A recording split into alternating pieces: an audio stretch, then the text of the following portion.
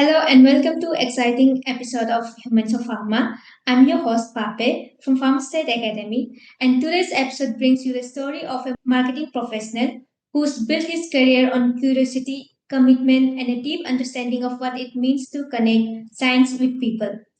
Today, our guest CM Jagan sir is currently working as a group product manager, international marketing at Indus Life Sciences Private Limited. Over the past decade and a half, he's worked across some of the most dynamic areas of the pharma world, from nutrition and IVF to specialty and international markets, with leading organizations like Pfizer, Nestle India, Ford, Tablets India, and now Indus Life Sciences. So Jagat's journey reflects how persistence, adaptability, and genuine curiosity can transform a young professional into a thoughtful leader. He is someone who started as a management trainee, grew through brand roles, launched new portfolios, and today drives international brand strategies, all while keeping a learner's mindset. Outside work, he is known for his love of collecting stamps and coins, a reminder that detail and discovery go hand in hand both in life and in marketing. So, in this episode, we will explore Jagan's path from his early days in pharma to insights he's gained along the way and how he continues to find meaning in this journey. Jagan Mohan sir, welcome to Humans of Pharma. It's good to have you with us today. Please have a brief introduction of yourself to our audience. Yeah. Hi to everyone. Myself, CM Jagan Mohan. Uh, I basically a pharmacist. Did my B.Pharm in the SRM College of Pharmacy in Chennai. And after completing B.Pharm, and I started my medical journey I started working as a management trainee in Cipla, and then followed by I worked in Pfizer, and so for the 3 years I worked as a medical representative, and then I decided to take up. Um, I decided to come into the product management, so I did my masters in business administration. Then I worked for quite short time in Nestle. Then I joined as a product executive in Foods India. So then I got promoted as product manager. Then I worked as a senior product manager in Tablets India. Then I shifted my career from domestic to international marketing. So now I'm in Indus Life Science. Last 4 years I'm there in Indus Life Sciences. So I joined as a product manager, a senior product manager here, and then I got promoted as a group product manager. So now three people are reporting to me. So I'm taking care of most of the marketing activities in Indus. And that's a basic introduction about me. So I'm from Chennai. So I love to watch cricket and I love to play also. And recently, I attended the Pharma State Academy AI workshop. It was really good. I should really appreciate the team who was behind the show. Thank you. Thank you, sir. Thank you for your introduction. Okay, let's start from the very beginning. When you look back, what pulled you into pharma marketing in the first place? Like, was it something you planned, or did it just happen along the way? So actually, when I completed the 12th standard, no, so I was trying to pursue medicine, but due to some factors, I was not able to do my medicine. So I decided to join as a B.Pharm. I I passionate to do something in medical field, so I joined B.Pharm. I joined the pharmacy graduation, and then after completing that, I decided no, I want to join in a good medical company. I want to become the best marketing person and sales person. So I started my journey, and then it was not incidental, but I planned my such a way that I want to do my graduation in medical. So since I was not able to join as a become a doctor, so I become a paramedic. So I became a pharmacist now. So it was a planned one. Okay, that's such a great story. Like from medical to now marketing. Thank you for Yeah, sharing your journey. And I found it very interesting. Like about your journey is that you didn't stay limited to one area. Even in your early career, you moved through nutrition, IVF, and now international markets. And when you look all those phases together, which one do you feel taught you the most about yourself as a professional? yeah. After coming to the international market, I see uh, it's entirely different from the domestic one.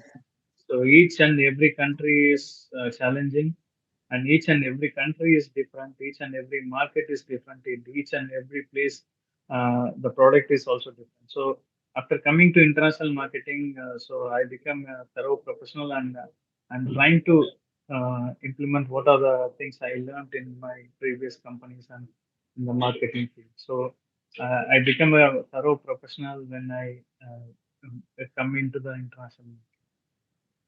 That's really nice. And since we're talking about the early days, you started pretty young in marketing, right?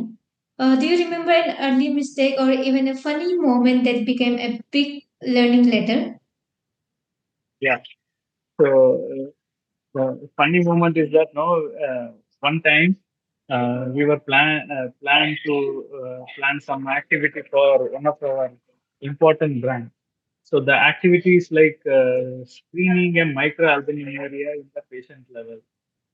I was the person who was taking all the briefing about what is microalbuminuria, why the screening is important, and other things. So after briefing all those things, then uh, we were given one microalbuminuria detection strip. So I gave all the briefing. So the actually the strip has to be inserted in the urine and see the levels of the microalbuminuria. But after the briefing and after all those things has happened, the medical representative and area manager is calling me and asking, sir, no, sir, no results are coming and not at all happening, sir. The strip is not good, not working, this and that. They were trying to complain. Then I told them, relax, relax. What you are doing, how you have done. Just give me a brief. I asked. Instead of keeping it in the urine, these people, no, they kept it in the mouth. Oh my So god. So then I said, what you are doing? You are supposed to do the activity in differently, but you have done in a different way, and you are saying that results are not good and script is not good. What you have done during my session and why you have not asked all your queries. So the basic understanding is my. After that, I decided whatever we thought, we make sure that the things should be. We should re-evaluate with the medical representatives or the area managers whether they have understood those things or not. So this is one of the key learnings which I learned from that incident. That's a funny incident. That's quite a memorable one to be precise. Okay, so now most people only see the policy side, right? Mm. Percentage. Also, you work deeply in the IVF and gynecology space, which is an emotional sensitive area. How do you approach communication and in that space where trust, empathy, and emotion matter as much as science? Yeah. As you rightly said, that is most important part in every human's life. Um, Getting a child and becoming a father or a mother. It's one of the next phase of their personal life. So when you see in that emotion, no, so generally as a marketeer, we when we go out when we work in the field, we try to see those of millions infertility couple across India. So we generally try to understand their emotions and also we connect ourselves in that particular situation. And keeping all those things in your mind and looking at the strength of the product, we'll try to position and prepare a marketing plan for a particular product to incorporate this positive sides or the USPs of the product to the emotion of the particular person. Okay, that's interesting. And for my next question, now that you're exploring international markets, what's been the most surprising or interesting thing you have noticed about how healthcare brands are built abroad compared to India? Yes, that's one of the biggest learning I got it in after coming to that. In India, you majorly see. I mean, I will not complain the doctors, but due to the busy schedule, first thing when our medical representatives go inside the doctors, "Arey yaar, I know all your brands. You tell the brand name and go." No, no, no. Now I don't have any time. This is the general statement given by most of the doctors. But when I after coming into the international market and I travel to almost 13 countries now, and I see the different markets. Most of the markets, most of the places, as a pharmacist, we get huge respect. Not unlike in India, we get a huge respect. And also, most of the places, we are only closing the call, not the healthcare professionals. That is the most important difference, which is seen from India to the other global markets. So, most of the time, we close the call, and most of the healthcare professionals will give the respect and also the time for briefing our product and also uh, conveying all the important scientific communications about the product. And also they give respect for our presence as well as for our qualification. That's how important difference I see from domestic to international market. Mhm. And I believe that in outside of India, pharma professionals get more respect, and Yes, even the role in prescription also. Here, anyone can prescribe you medicine. Anyone can dispense you medicine, the chemist person. But if you go abroad, you cannot. It's very difficult to get even the OTC drugs, right?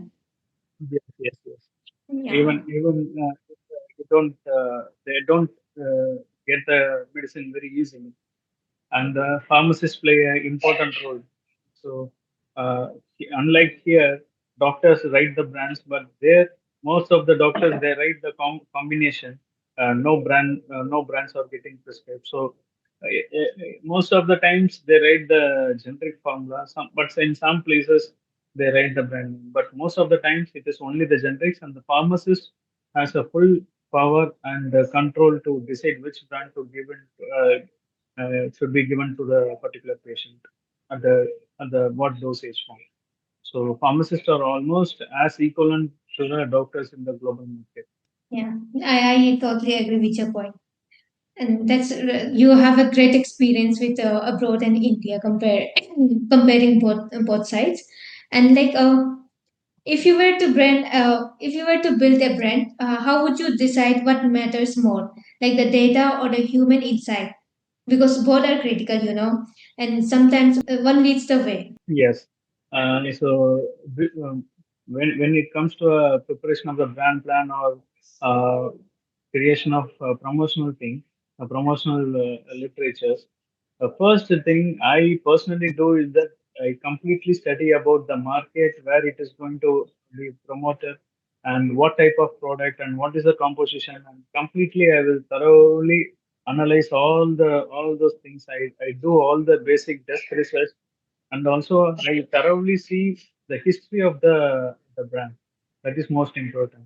In if it is like the old brand, I will try to analyze what are the key indications that has been promoted and what are the key promotional messages has been given for the particular brand. Everything I study, and I will collect all the data, and I will apply uh, my experience and the key learnings which I have gathered in the long time, and I use both the things and to create, and I will based on all those the facts and experience, I will try to create the new one. So data is more one of the important thing, but uh, our intervention is also as equivalent to the data. If you, even though if you have a data and you don't know how to apply and use those things, then there is no use of all those the data or the references or the scientific articles which you have. So, according to me, the individual person has equal ability to create the new promotional thing based on the data which is available. Yeah, I like my personal opinion would be both the things would be balanced equally. You also Yes, need data and human insights. Without human insights, you cannot interpret data. You cannot use it, right? correct. Yeah. Absolutely. Yeah, and since everyone's talking about AI these days, and you have attended one of our session, let's say hi to AI in Mumbai. So, what's your honest take? Like, is it something you're already using in your work, or are you still figuring out where it fits into pharma marketing? Yeah. First thing before coming to that AI workshop also, we were trying to implement AI tools in our promotion, and we started in many ways. And after coming to the Mumbai workshop, so we thought like, okay, some addition will be there and some new things we will learn, and that has really happened. And we also realized that AI is going to be the future, and the product managers has to learn the AI. And the most one good thing I learned in that workshop is that AI means not an artificial intelligence, it's an applied intelligence. So that's a key learning, and you need to be very smart enough to apply those AI tools in your promotional thing, and you should not just copy paste it, but you should apply your intelligence, human intelligence, to verify the content is correct and it is valid, and then you need to apply in your promotions. So, but if you are not using the AI tools, then you are out of the race. And once you started using it, then it's like these tools make your job very easy. So almost it saves 30 to 40% of your time, and it will save all those your times and energy and make it your job more interesting and easier. Yeah, I agree to that. And I also think that instead of, being scared of AI taking over job, you should be able to improvise AI in your work. Like you should be fluent in AI, incorporating in your work. So let's say, let's assume, like if AI could take over one boring part of your job tomorrow, like what would you happily hand over to it? Which part, which role would you like to hand over your job to AI? So if I for me, no, listening to the detailing of an MR is really a boring thing. No, why? Because no, if I attended one conference or the briefing meeting, I definitely has to listen 30 to 40 detailings of an MR, and if I give some improvisation, then he need to come and present at the same thing. So sometimes, no, we feel some type of boring and monotonous. So if I give this that job to an AI, and the AI should listen all those detailing of the MR, and it should evaluate what are the mistakes that the MR is doing, then give the points of improvement to the particular MR, and also rate the detailing, and give me a proper report that becomes interesting one for me. So for me, a boring job is to listen 30 to 40 detailing at the same time. Mhm. Any human will have some difficulty or feel monotonous when we continuously listen the detailing story of all the MRs attending the conferences. So, have you found any relevant AI that would replace this? No, currently I'm working on. Let's see if anything is there, then definitely I love to improve it. Yeah, I Incorporate it. hope, yeah, I hope there will be AI for this in future. So, like, Definitely. do you really think AI can understand human emotions if they if we incorporate AI in our work? Emotions. No, I can. Like, I mean, human emotions, like how patients or doctors feel about a brand or treatment, like if you were approaching them, or is it still something only humans can truly do? Yeah, only humans can do all those emotions because AI can give you the data and interference of all the data, but the emotions where we can do it because some of the times, no, a little bit changing few words or few content here and there becomes more value addition by to more emotions uh, when when human interference is there. I truly believe human touch is still irreplaceable, right? So, let's talk about something personal now. Your hobby of collecting stamps and coins. That's very rare, to be very honest. What does that hobby for you do for you? Like, it calms you, inspire you, or remind you of something. No, actually, I started this from my school and school days when I was studying under the primary sections, third, fourth grade. I do not remember. So we used to get some letters and some post covers and other things. So my grandfather used to tell me what I used to ask him, what is this, what is that? Then he only told me that this is this kind of this. Without this, it will not travel from one part to another. I said a small paper can add value to this letter. It is unimaginable. From that moment, no, I was get inspired. It comes in different sizes and different leaders. Stamps will be there. So from that onwards, I become passionate and started uh, uh, my developing my hobby. So after till I was 12, completing 12, I used to have so much plenty of things. But after going to the college and the work, now we don't have a time to spend time for my passion. But nowadays, the usage of stamps and other things is also drastically reduced compared to the aerial one. Now everything is becomes WhatsApp, Instagram, and Facebook and other things. So now Yeah. from transformation is from the regular one to the digital one. So now most of the things has become digital. So the usage has become reduced. Maybe you'll find more time finding another hobby that will inspire you, make your brain calm, right? Yes.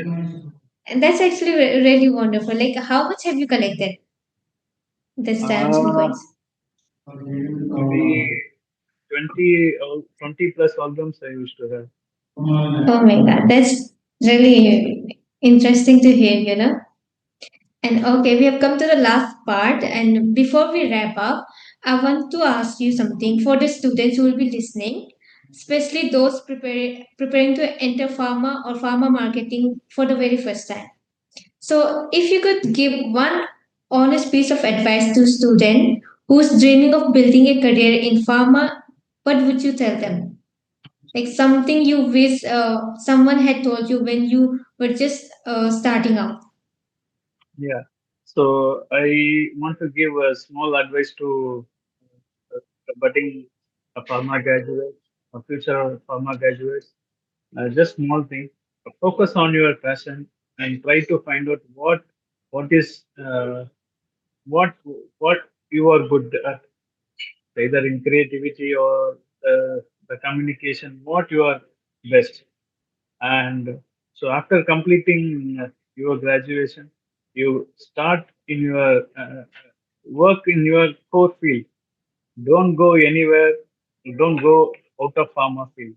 You retain and work and start your career in pharma field itself.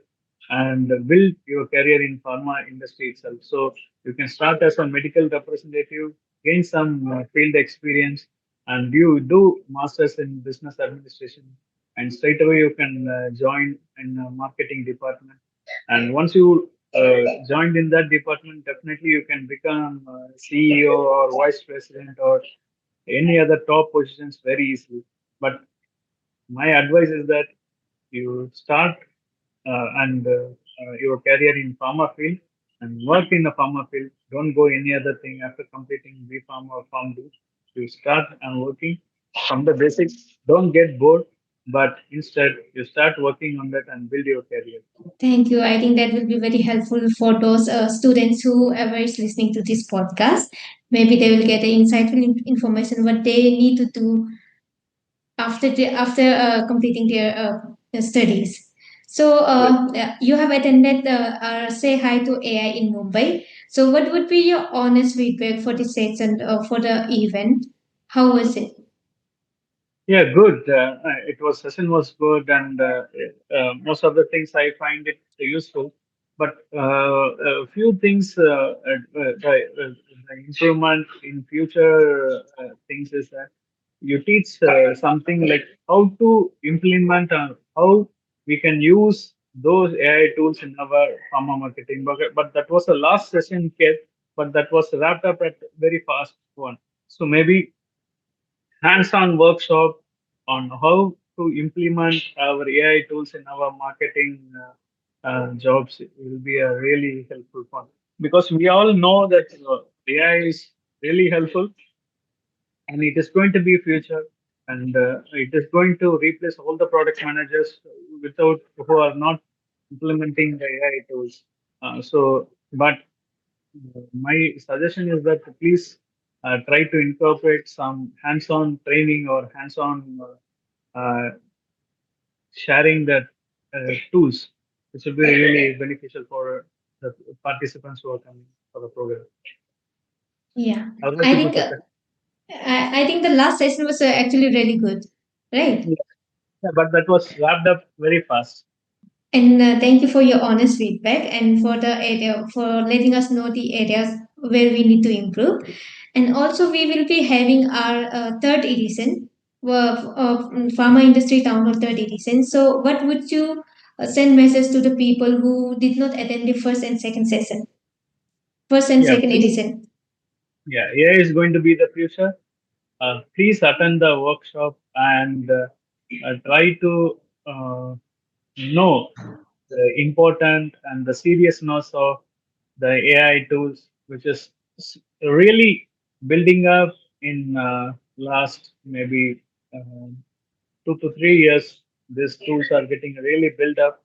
So please attend and really believe that AI is going to be future. That, so definitely you will get benefited of that program. Yeah, thank you for joining this call. It was great talking to you. Thanks, And thanks, thanks. anything you would like to say, sir? No, I wish you all the best for the Pharma State Academy. You're doing a fantastic job and keep going. Thanks. Okay, thank you, sir. Thank you, Jagan, sir. Thank you so much for sharing your story and your insights with us today. It's been such an honest and inspiring conversation with you, and a reminder that behind every great brand is a person who cares deeply about making a difference. And to all our listeners, thank you for tuning into Humans of Pharma. If you enjoyed this episode, don't forget to follow, share, and tell us what part of Jagan's journey inspired you the most. Until next time, keep learning, keep leading, and keep bringing the human side to pharma. Thank you.